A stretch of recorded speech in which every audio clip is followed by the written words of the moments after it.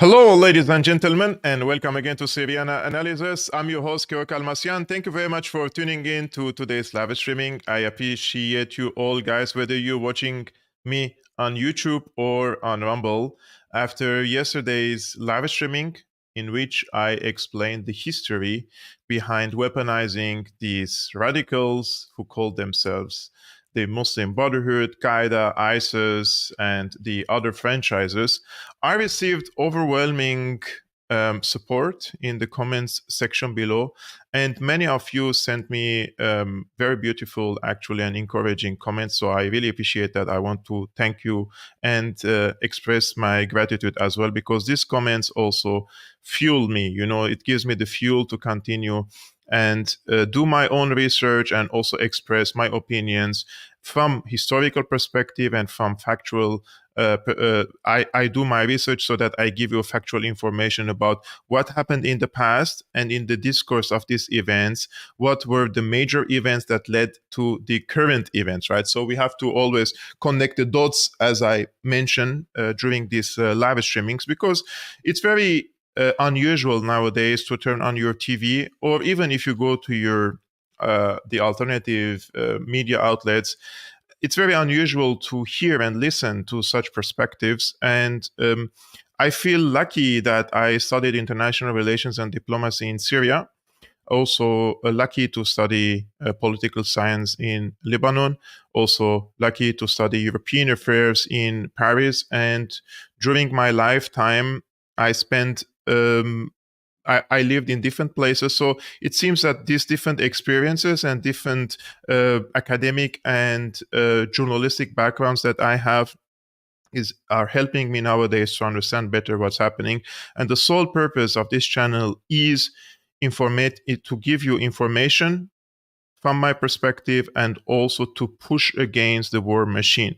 And since World War II, this war machine is represented by the United States, I don't have any negative feelings against the American people. In the contrary, what I do on this channel is to push against the US military industrial complex, which is actually robbing the American people as we speak, more than any other people around the world. So that's the purpose. And nowadays we can see what's happening in the Gaza Strip, guys. It's very heartbreaking to see the American unconditional support for 6 months to Israel, giving the carte blanche for Israel to commit all sorts of heinous crimes.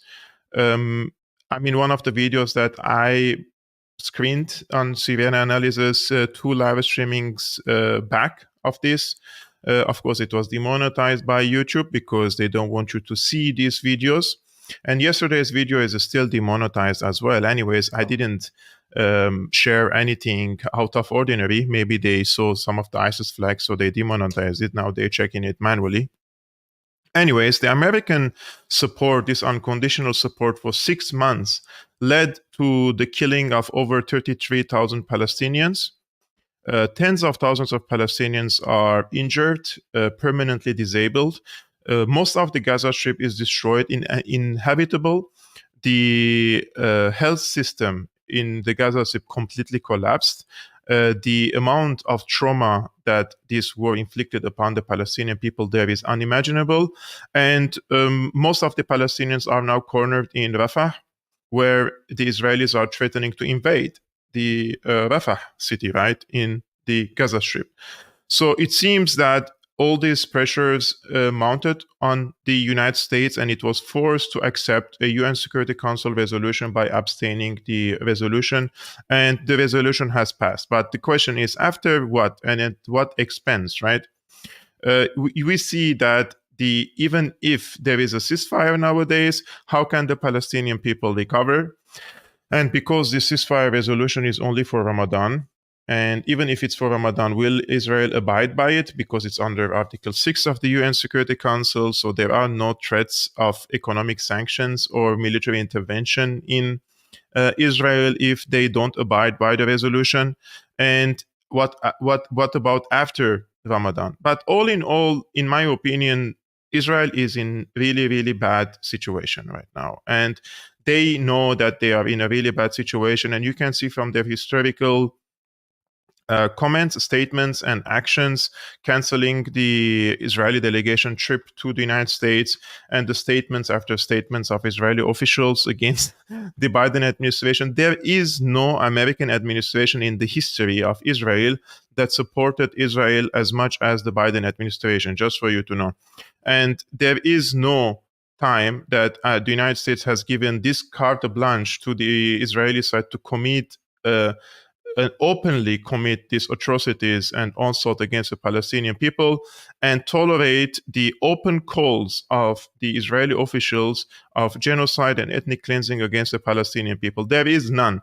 Even Donald Trump nowadays, he criticized the Israelis, and he said they have to stop this war because they're losing their reputation and they're losing support worldwide. I mean, of course, Donald Trump doesn't care about the Palestinians. He cares about the reputation of Israel. That's the perspective, or that's the context that he has spoken about. And he said they have to be careful because they're losing support around the world. And also, you have to remember that Donald Trump was the president who moved the embassy of the United States to Jerusalem from Tel Aviv, and also recognized the Golan Heights as Israeli territories. So, in my opinion, no candidate nowadays, RFK or Biden or Trump, would be any helpful for the people of the Middle East unless the American people change the system in their countries through peaceful means or in any other means that they can to change the political decision-making process in their country in a way that serves them first. And when it serves them, it also serves us. Because believe me, guys, what happened in the Gaza Strip in the past 6 months, it only damages the American reputation and the will of the people in the region for having normal relationship with the United States as much as with Israel. So Israel, of course, lost a lot, but America also lost a lot. So America didn't gain anything from this war in the Gaza Strip. In the contrary, they lost a lot of reputation. They lost their credibility. They lost their image as a superpower. They lost their image as a peace broker, for example. And their status has been, everybody is now speaking about the hypocrisy and the double standards of the United States, especially in the context of the Ukraine war. So what is this UN Security Council resolution for calling for ceasefire in the Gaza Strip? Because if you read the media outlets, everybody is saying, every website says something, and every website tries to assure the party that they are biased toward, that this resolution is in favor of the party that they support, whether Israel or the Palestinians. But let's see from the page of the UN, United Nations. Gaza Security Council passes resolution demanding an immediate ceasefire during Ramadan. The UN Security Council on Monday passed a resolution demanding an immediate ceasefire for the month of Ramadan, the immediate and unconditional release of hostages, and, quote, the urgent need to expand the flow of aid into Gaza. There were 14 votes in favor, with the United States abstaining. So the highlights. The UN Security Council adopts a resolution tabled by its 10 non-permanent members demanding a ceasefire in Gaza during Ramadan by a vote of 14 in favor to none against, with one abstention, which is the United States.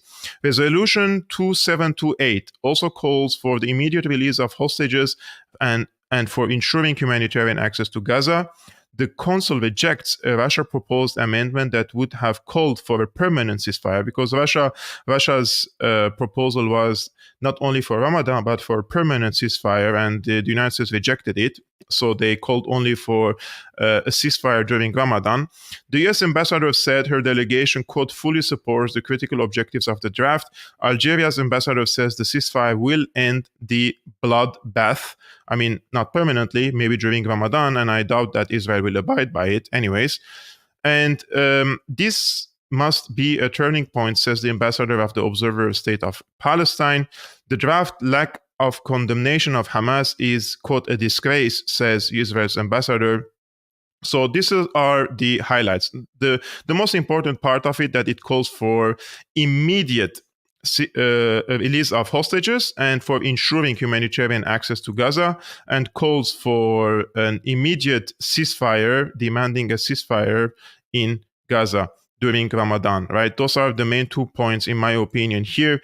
And it would have been greater if this was a permanent ceasefire, but the United States rejected it. So we have to wait and see what is going to happen after Ramadan. Now, this resolution was adopted under Article 6 of the UN Security Council and not Article 7. The difference between them is that under Article 6, under Chapter 6, Charter 6 of the United Nations requires states to settle their disputes by peaceful means. On the other hand, Chapter 7 enables the Security Council to take coercive actions with respect to threats to the peace, breaches of the peace, and acts of aggression. So, under this Charter 6, there are not going to be any consequences against Israel if Israel doesn't abide by it.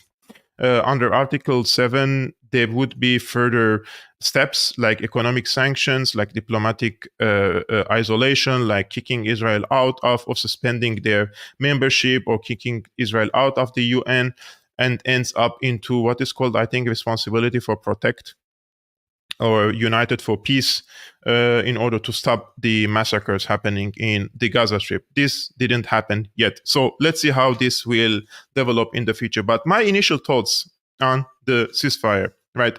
I wrote this, I was thinking about it and I read the resolution. And I think that this ceasefire resolution represents half a victory for the Palestinians and a complete diplomatic defeat for Israel. We have the Palestinians having half a diplomatic victory, and the Israelis are losing completely on the diplomatic level.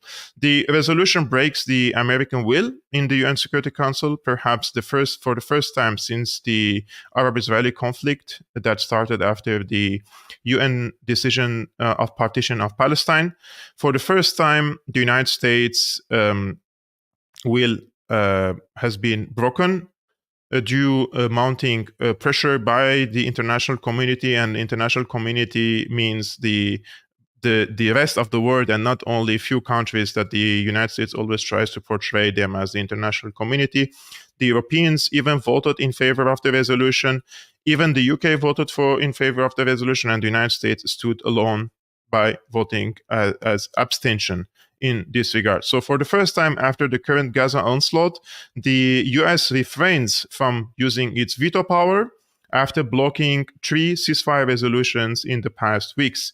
Now, if we check the content of the resolution, it gives us a glimpse of why the ceasefire is half a victory for the Palestinians, because it calls for immediate cessation of hostilities for both sides. So Israel has to stop its military carnage against the Palestinians and maiming the bodies of the babies there. Secondly, the international community unanimously demanded a ceasefire in the Gaza Strip.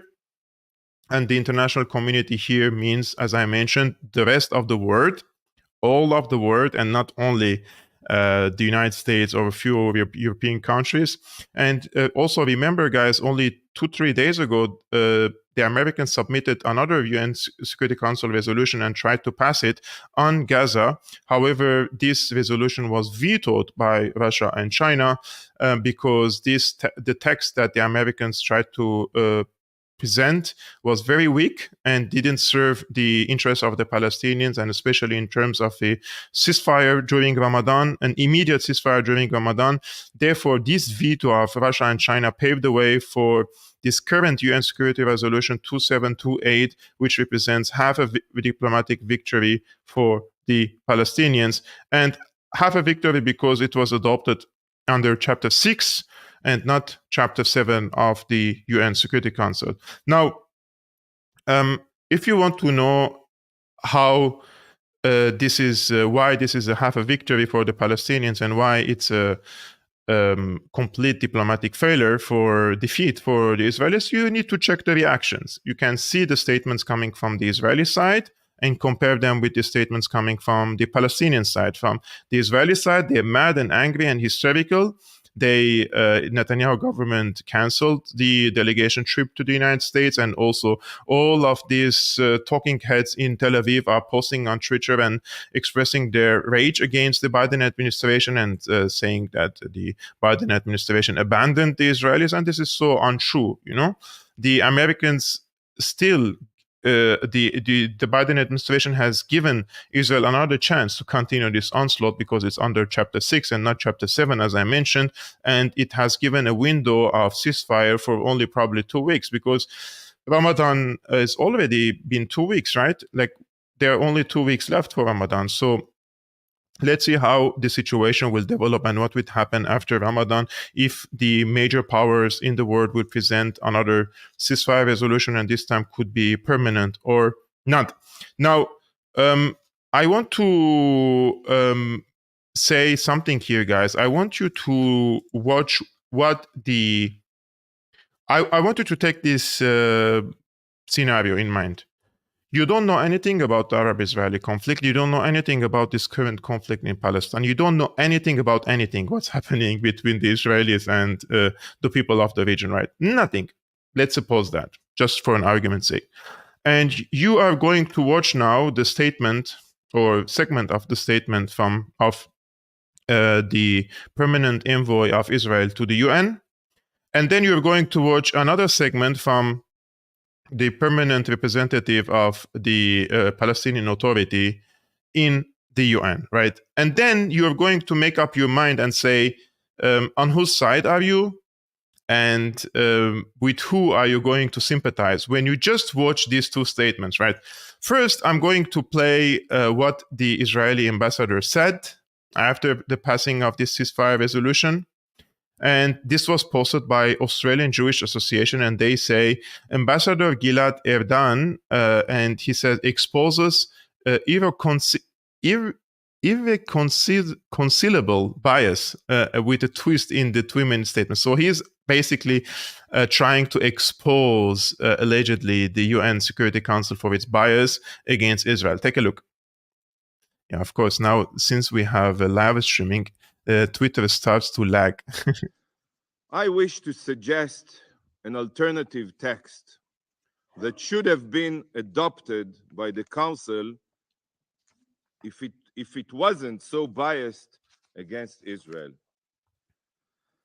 The Security Council strongly condemns and deplores all abuses of human rights and, where applicable, violations of international humanitarian law by the terrorist group, including those involving violence against civilian populations, notably women and children, kidnapping, killing, hostage-taking, pillaging, rape, sexual slavery, and other sexual violence, recruitment of children, and destruction of civilian property. The Security Council demands that the terrorist group immediately and unequivocally cease all hostilities and all abuses of human rights and violations of international humanitarian law, and disarm and demobilize.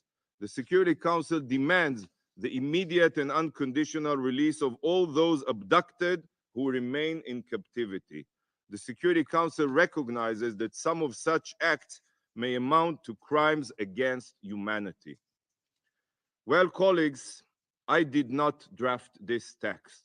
You know who did? This Council.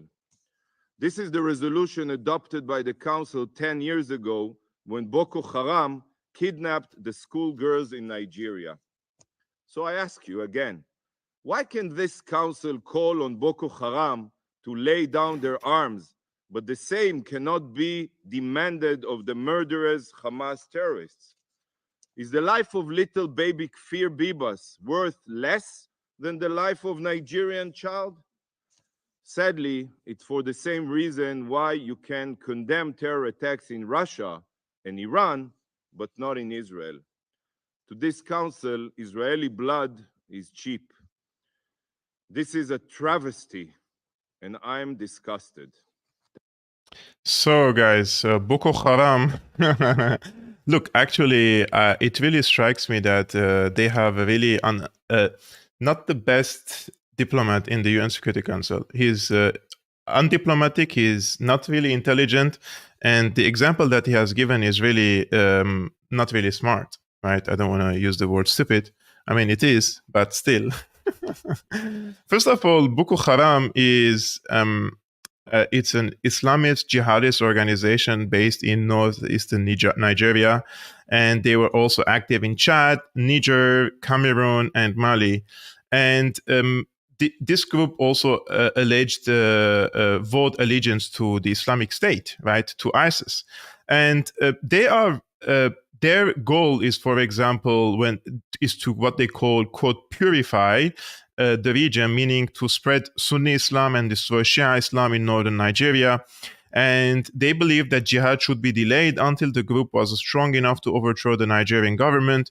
And the group aligned itself with the Islamic State of Iraq and the Levant, and they are known of their brutality and killing, for example, of many civilians, and frequent attacks on the civilian infrastructure. And the war that they caused killed around 300,000 children and displaced 2.3 million people from their homes. And Boko Haram contributed to regional food crisis and famine. Now, Boko Haram is not a revolutionary group fighting for freedom for themselves or for their families. And they are not under foreign occupation. They are fighting among each other against the Nigerian government. And they are an insurgent group, and they resort into terrorist actions and acts, just like what happened in Moscow the other day, in order to overthrow the Nigerian government and establish an Islamic State, right? This is a completely different case from a Palestinian group, whether it's Hamas or Jihad or PLO or Jabha Sha'bi or any other group that comes to your mind in Palestine. Those are local groups against a foreign occupation. Boko Haram is not fighting against a foreign occupation. They're fighting against their own government to establish Islamic State. This is it's some sort of a civil war, but one side is a terrorist and the other side is the government. Similarly, for example, in Syria, these so-called insurgents, they are terrorists. They're fighting against the Syrian government, right? And the government has the right to use violence against them in order to suppress this armed insurgency. But Israel doesn't have the right to kill the Palestinians and occupy their territories. Israel doesn't have the right to occupy the Palestinian farms. Israel doesn't have the right to build settlements. Israel doesn't have the right to destroy the infrastructure, the ports, the airports, and every aspect of the Palestinian livelihood. This is a completely different case. And this Israeli diplomat is really not smart enough to probably understand that, or probably he thinks that we're all like him, I don't know, or maybe he's treating us like we're stupid, So it's really astonishing to see this ambassador trying to raise the example of Boko Haram. Now, you watched the ambassador of Israel, what he said. This is a segment of his speech, and the tone that he spoke, and the arrogance and the example, right? And now you're going to watch another example, this time a segment from the Palestinian permanent representative in the UN. And you're going to just make up your mind on whose side are you and with which side are you sympathetic more. Let's take a look. A nation is being murdered. A nation is being dispossessed. A nation is being displaced for decades now, but never at this scale since the Nakba. Never this openly, from Tantura to Gaza, from 1948 to 2024, we have endured. We have survived. We have resurrected only to face death once again. Life must prevail in Gaza. Must prevail in Gaza. Freedom must prevail in Palestine. For 6 months now, every single Palestinian in Gaza has endured untold suffering, loss, pain, and tragedy. This must stop now. Palestinian hostages, Palestinian victims are not less deserving of compassion and empathy, of outrage and solidarity. They must be freed from fear, and want from siege and occupation, from death and disposition. Apologies to those who the world has failed, to those that could have been saved and were not. Save the lives of those who survived against all odds. Tell them help is on the way. Hold accountable those who inflicted such suffering upon them. End this injustice. End it now. All of this is long overdue. Did you see, guys, even these two persons behind him, look at their faces? I mean, it's pretty obvious which side is brutalized and which side is the victim and which side is playing victim, right? It doesn't take a genius to understand. That is why I say that the Israeli side has received a diplomatic blow, and this is a full diplomatic defeat for Israel and half a diplomatic victory for the Palestinians. And I truly also believe that Israel feels and knows that it's an existential threat now after this Gaza war. Because I asked this question, if you remember, to Alistair Crook, and he had a brilliant answer about this, that how Israel feels that it is an existential threat. Because the concept of Israel is that it's a safe haven for the Jewish people from all around the world. They come to Israel and they can settle there, and they receive an Israeli passport, and the IDF will protect them, right? But the concept of protection has been completely destroyed after the October 7 attacks. And now in the northern part of Israel, or the Israeli settlements, around 1 million Israelis have become internally displaced due to the firing from the Hezbollah side. So there is actually no safe place anymore, except in probably Tel Aviv and in the surroundings for the Israelis, right? So the concept of Israel being a safe haven has crumbled, and they're trying to establish this deterrence against the Arabic people by subjugating them, by bombing them to death, and maiming the bodies of the babies, showing them publicly to the rest of the people that if you rebel against us, this is your destiny, right? This is the main concept of Israel.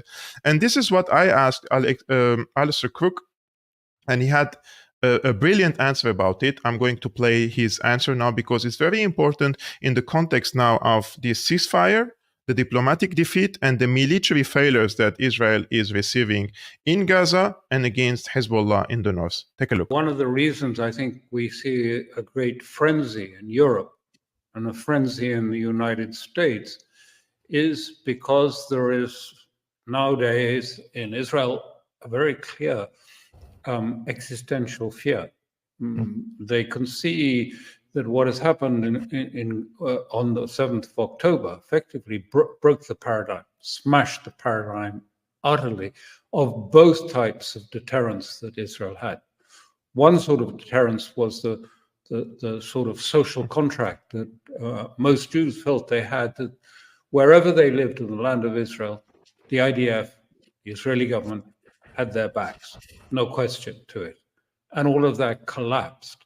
And it's collapsed not only around Gaza, but now in the north, where there are nearly 1 million Israelis who've been displaced from their homes in the north and are living at government expense in the hotels on the Dead Sea and thereabouts.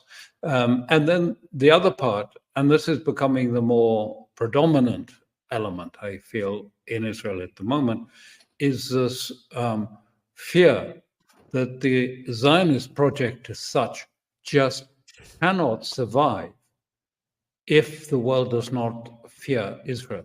If they are unable to fear Israel, if they don't fear Israel, then they feel that they cannot live in the Middle East.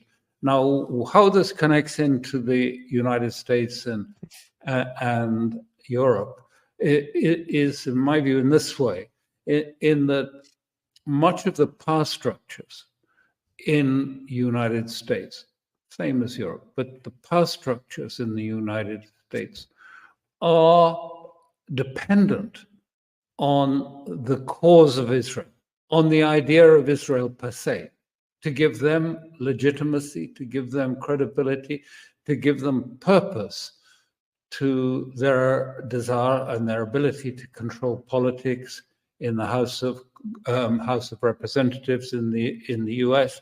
And in the elections, and if there is a fear that Israel will not survive this conflict, then their purpose, their aim, their idea disappears and collapses. Yes. And the same for Europe, essentially. It's a very strong process. So those platforms, so it works the other way around to what most people's, I think, generally the consensus view, which is, that Israel is totally dependent on the United States. Actually, the main power structures in the United States are wholly dependent on Israel. And Yes. of course, Israel knows how to manage them extremely well for its own purposes. So it's back to front. Yeah. Mr. Allister, but it feels for me that Israel is turning around, as we say in Arabic, an empty circle. In the Gaza Strip, probably they can destroy the entire Gaza Strip, and probably they can go after Hamas because Hamas has modest military capabilities compared to Hezbollah.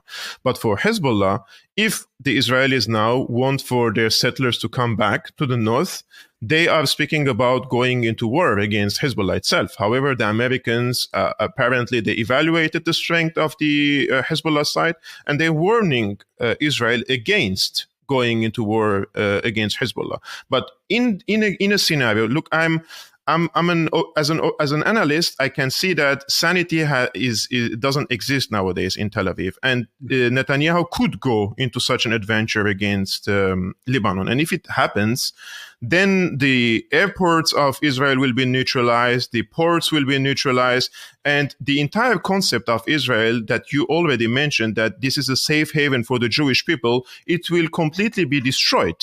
Right. So I see that Israel is in a self-suicidal mission by itself. They're shooting themselves in the leg. And their enemies, Hezbollah and Hamas, they're just holding their hands and taking them into the trap. You're absolutely right. I mean, this has been a long time in the preparation, been carefully thought through. It's not just Hamas. I mean, Hamas played a pivotal role in this, of course.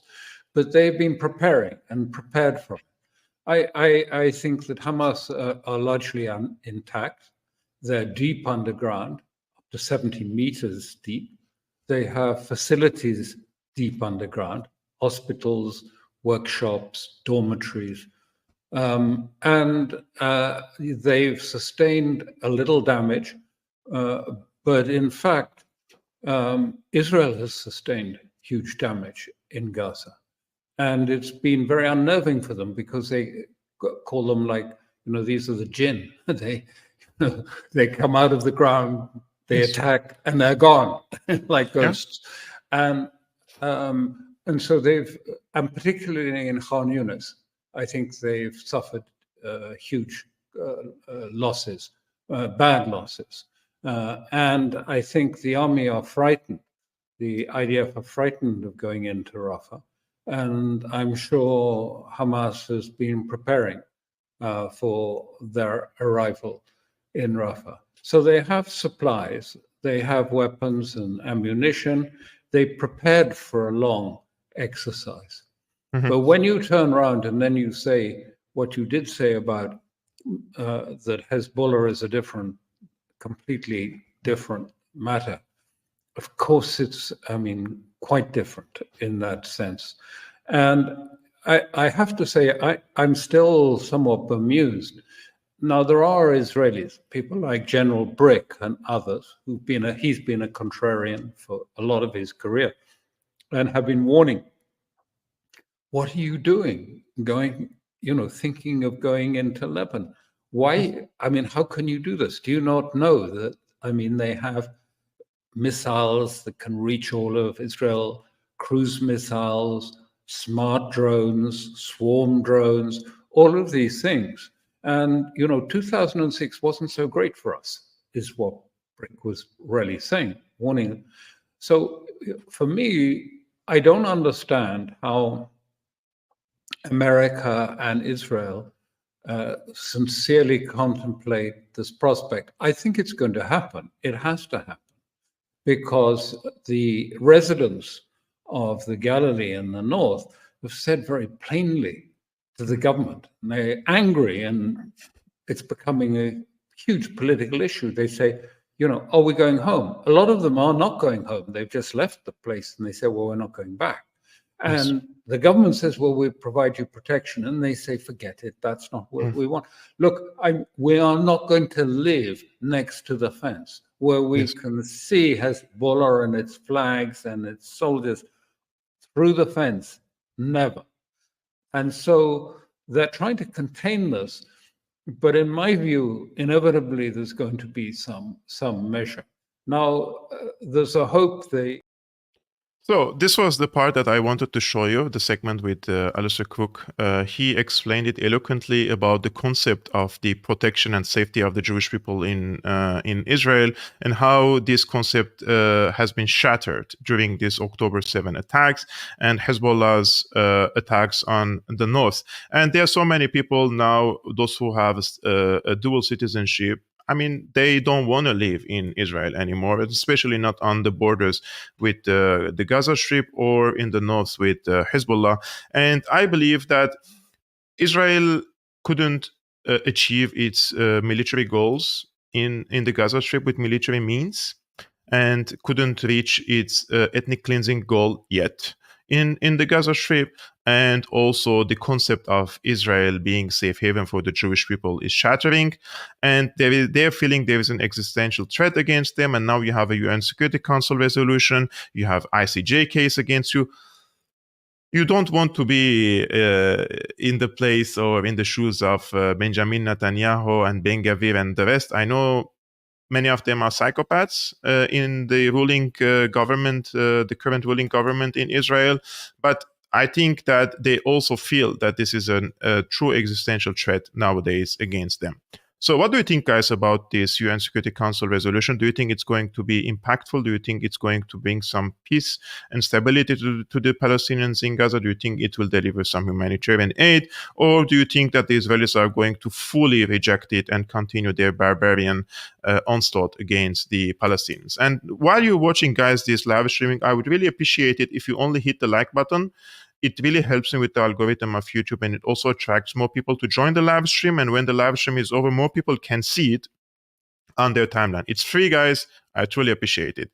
Now, let's move together, guys, to the case of the terrorist attack on Russia. This was a very, very important case. And as I told you guys in the last live streaming, I was sure that Russia can now accuse anyone, right? And accuse and capitalize on it. And they can extract any confessions from these terrorists that they detained. Now, the FSB, the Russia's Federal Security Service, says that the United States, Britain, and Ukraine are behind the concert hall terrorist attack. And we have the Secretary of the Security Council, Patrushev, stated that Ukraine is behind the terrorist attack at Crocus. And he was asked whether he believes it's Ukraine or ISIS. And this is what he had to say. So, ISIS or Ukraine? He said definitely Ukraine. It's Ukraine. It's Ukraine. So this is going to play now in the hands of the Russians, and how they are going to capitalize on it and use this terrorist attack against them to increase the pace of the war against the Kiev regime. And I truly believe that the current situation in Ukraine is going to be very, very difficult for Zelensky and his this circle of the ring that he has around him. Unfortunately speaking, the Americans are still detached from the reality of what happened in Russia. And this is Antony Blinken. He said that the terrorist attack in Moscow region is a very sad reminder that we must continue to fight ISIS. It's very important that, unfortunately, we be reminded that ISIS remains a real threat. And despite the very good work that we've done over the years in dealing with that threat and mitigating it significantly, we're reminded by the horrific attack outside of Moscow just a few days ago that ISIS remains a potentially potent force and one that we have to continue to deal with. We mourn the loss of some of the innocent lives, people going to a concert outside of Moscow. This is a very unfortunate reminder that we have to continue to deal with ISIS and make sure that it doesn't revive and regenerate. As we suffer from ISIS, it's very. I mean, in the last live streaming, I did 15 minutes of history. I don't know, I don't want to call it a lesson, but, presentation, historical presentation of how the MI6 and the CIA capitalized on or weaponized the political, what they call political Islam or radical Islam, or these terrorist groups in the region, starting from Egypt in the 20s, in the 1920s till 2024. So really, you should go and watch that, guys, if you haven't yet. It's in the previous, it's the previous live streaming, and unfortunately, YouTube demonetized that video. I don't know why, but I did a summary of this terrorist attack in Moscow and why I don't believe it was the ISIS. I'm going to play this video for you guys I made today. It's a 3.5 or 4 minute video that I made, and it's in the process of the video editing and stuff, and it's going most likely to be posted tonight on my X account when the editing is over, but this is the highlights for you. Take a look. ISIS-K shared a photo of the suspected individuals involved in the Moscow terrorist incident with their faces blurred, asserting responsibility for the attack. The US government immediately backed the claim, confidently attributing the attack to ISIS-K. Yet, years later, those same officials in Washington seem clueless about the perpetrators of the Nord Stream pipeline explosion. Quite ironic, isn't it? Being a journalist hailing from Syria, I have spent countless hours analyzing videos related to ISIS terrorist attacks. Through my extensive research, I have came across several inconsistencies and gaps within the narrative that claims ISIS is responsible for this horrific act of terror. First, the attackers were trained in shooting, but they were not professional killers. They missed some easy targets in the mall, and thankfully so. Second, the assault was carefully orchestrated, complete with an exit strategy. It appears to be more than just a solo attack, possibly connected to foreign intelligence. Third, although the individuals responsible for the attack are from Tajikistan, it's important to note that they are not necessarily affiliated with ISIS. I have observed numerous attacks conducted by ISIS in Syria, and typically the terrorists strive for martyrdom and often resort to wearing suicide vests when facing capture. This particular type of suicide mission is referred to as inrimasi in Arabic. Fourth, on March 7th, one of the terrorists was photographed at Crocus. That's the same day the US Embassy in Moscow released a security advisory warning to avoid concerts and large gatherings. The security alert reveals that the US intelligence was aware of the plot and anticipated the imminent terrorist attack. The US Embassy refrained from making speculations and instead referred to the plan as, quote, imminent. Fifth, in my personal experience, I have yet to encounter a captured ISIS terrorist who doesn't openly admit their affiliation with the terror organization. This situation could potentially set a new standard, however, it's also possible that it may not. Sixth, when you look at the images of the suspected terrorists, you will notice they are lifting their left hand to display the Shahada index finger, a gesture frowned upon in Islam as the left hand is traditionally used for cleaning filth. However, a quick search for ISIS photos in Syria and Iraq reveals they all raise their right hand. Additionally, as Elijah Magnier, a veteran war correspondent, noted, the mention of muqatilin in the ISIS statement is unusual. Previous statements have typically used mujahideen, fursan, or istishhadiyin instead. And finally, Amak's claim that the attackers had safely withdrawn goes against the report stating they were captured. Typically, the ISIS statement waits to confirm the outcome of attacks until all information is gathered, but this time they jumped the gun by announcing victory before the terrorists were apprehended.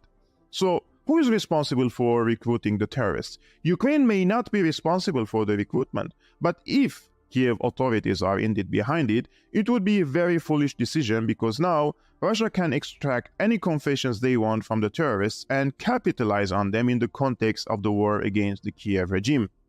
Anyway, it's quite suspicious that US politicians and major Western media outlets continue to point fingers at ISIS even though the detained terrorists haven't explicitly claimed their affiliation to the group. Have you come across an ISIS terrorist who is unwilling to proudly proclaim their affiliation with the terrorist group? Neither I. This only raises more doubts and questions and further complicates the puzzle that may never be fully solved.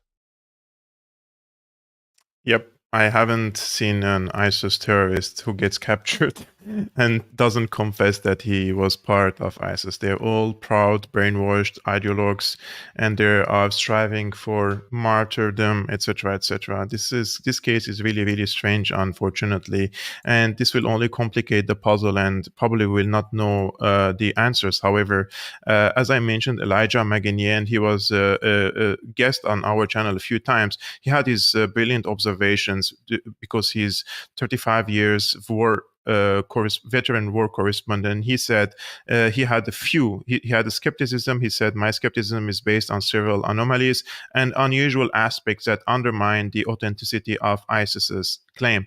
First, the use of the term muqatilin in the communique is atypical. Muqatilin means fighters in Arabic. Previous communiques have preferred the term mujahideen, which means jihadists. Fursan are the fighters on horses, or istishhadiyin, which means what is istishhadi in Arabic? They are expecting martyrs, to become martyrs, right? So they usually use the mujahideen or fursan or istishhadin. Only in this communique they use the muqatilin. Now, Amaq is the official website of ISIS or the platform. Amaq's statement that the attackers had safely withdrawn contradicts reports of their capture. Amaq usually waits to announce the results of attacks until all the results are in. But in this case, they prematurely claimed success even though the terrorists had been arrested. 3. ISIS has never used voice changers in its communiques. Notably, even when quote Jihadi John changed his voice due to his British nationality and recognition, voice changers were not used. The attackers in this case were not Western, and it is unprecedented for non-Western members to use voice changers even when shouting quote Allahu Akbar or verses related to the Quran. 4. Live webcasting of attacks is not a method used by ISIS. While GoPro cameras have been used in the past, they have never been connected to a live internet feed to avoid the risk of interception unless there is an advanced capability to scramble the signal after transmission. 5. Amaq consistently publishes the name of its media agency in both Arabic and English when attacks occur outside the Middle East, a detail missing from this claim. For the reasons outlined above, combined with my professional reluctance based on past experience of claimed attacks in Iran where subsequent communiques were corrected, I am inclined to discount the claim of ISIS involvement in the Moscow attack. Further disclosure of other discrepancies has been withheld to avoid providing insights that could be used to refine future claims. Now, I also watched Marcos Papadopoulos today. He was on CGTN, and he had his opinion about this, and I added some captions on it. And who is ISIS, he says? Isn't it telling that the American government and Congress never launched an investigation into who trained ISIS, who armed ISIS, who financed ISIS, and who provided logistical assistance to ISIS, right? He said, I find that very, very telling. Take a look. Is it possible that ISIS was responsible for the terrorist attack in Moscow? Yes. Why? Because Russia played the leading role, the principal role in the virtual destruction of ISIS in Syria. Therefore, there are people in ISIS who wish to exact revenge on the Russians. But then we have to ask, is ISIS truly capable today in 2024 of making its way to Moscow, the heart of Russia, of facilitating a terrible, terrible terrorist attack in the heart of Russia? If this was 2014 when ISIS, or 2015 when ISIS was at the peak of its strength, then I would argue in the affirmative. Yes, it is possible, but ISIS has virtually been destroyed. So the question I pose, how probable, how realistic is it that ISIS today in 2024 has the capacity to carry out an attack in the Russian capital, in the heart of Russia? Also, we need to bear in mind, who is ISIS? Isn't it telling that the American government and Congress never launched an investigation into who trained ISIS, who armed ISIS, who financed ISIS, and who provided logistical assistance to ISIS? I find that very, very telling, and I find that very suspicious. But again, we must wait for the Russian government to investigate the terrorist attack in Moscow and to then reveal its findings to the world.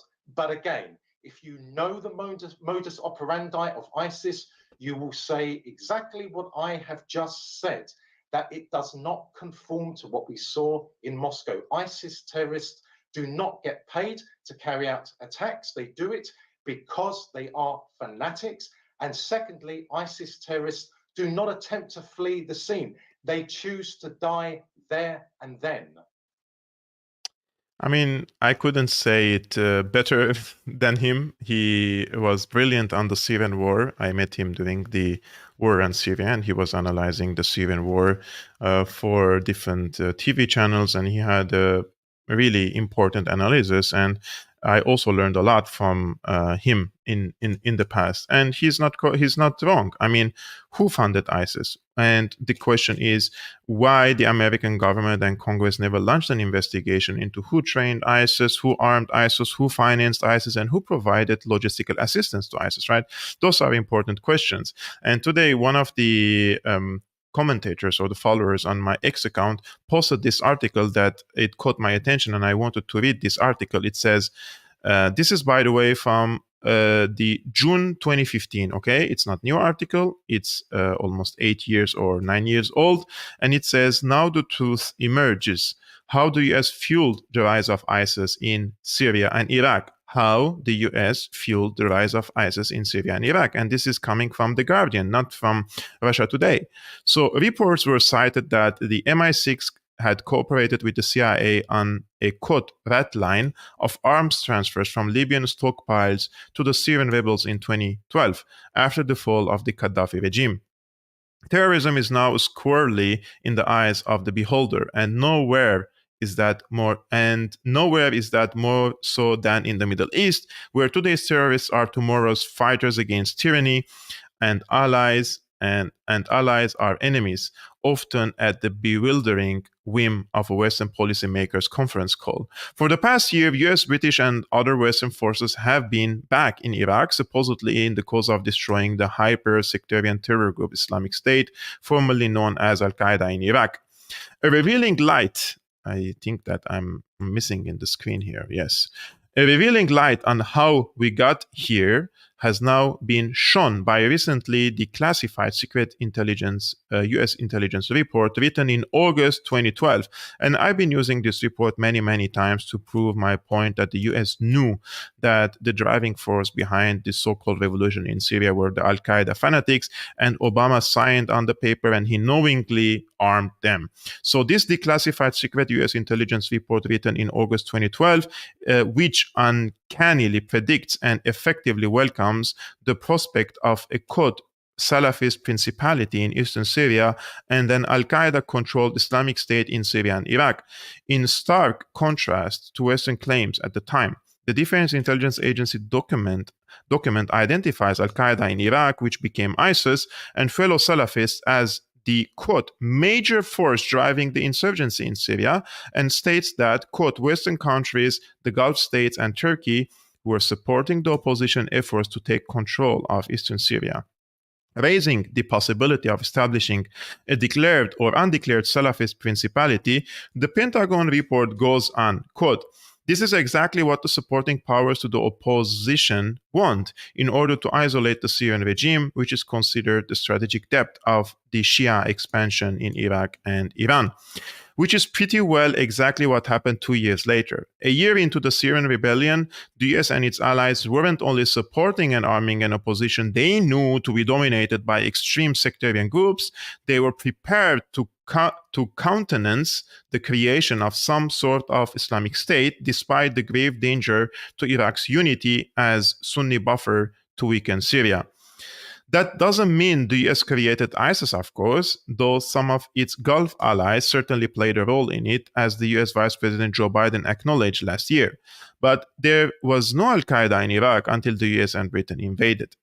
The calculus changed when ISIS started beheading Westerners and posting atrocities online, and the Gulf states are now backing other groups in the Syrian war, such as the Al-Nusra Front. But this US and Western habit of playing with jihadi groups, which then come back to bite them, goes back at least to the 1980s war against the Soviet Union in Afghanistan. It was recalibrated during the occupation of Iraq, when US forces led by General Petraeus sponsored an El Salvador-style dirty war of sectarian death squads to weaken the Iraqi resistance, and it was reprised in 2011 in the NATO-orchestrated war in Libya, where ISIS last week took control of Gaddafi's hometown of Sirte. In reality, US and Western policy in the conflagration that is now the Middle East is in the classic mold of imperial divide and rule. Endless Western military interventions in the Middle East have brought only destruction and division.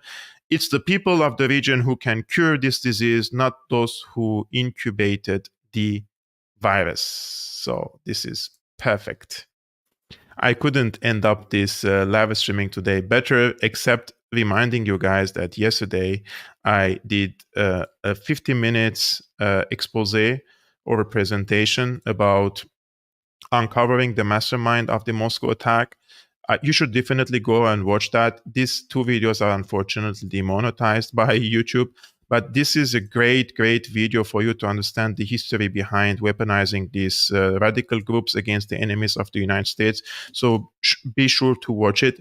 And if you want, guys, to support my work because YouTube is demonetizing my videos, you can become a patron. The link is scrolling on the screen, patreon.com/Syriana Analysis. You give me great support, guys, and great help for me to stay independent and continue reporting. First, stay independent and stay with my independent work, I can have the privilege to have the time to read and research and present all these live streamings, which take a lot of time because I'm not just coming to start a live streaming and just do the blah blah. I'm doing my research, so I need my time.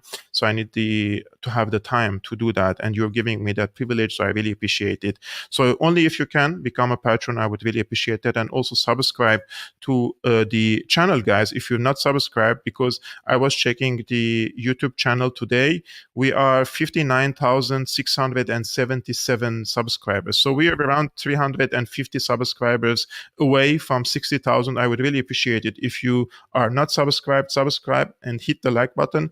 And we will see you tomorrow, guys, at 5 p.m. Central European Time, 12 p.m. Eastern American Time, and 7 p.m. Moscow time, with a colleague and a friend from Paris. His name is Freddy Ponton. He's a journalist and he's coming to my channel. We'll discuss all these hot topics together. So stay tuned and I will see you tomorrow. Peace be upon you, upon your families. Salam, guys.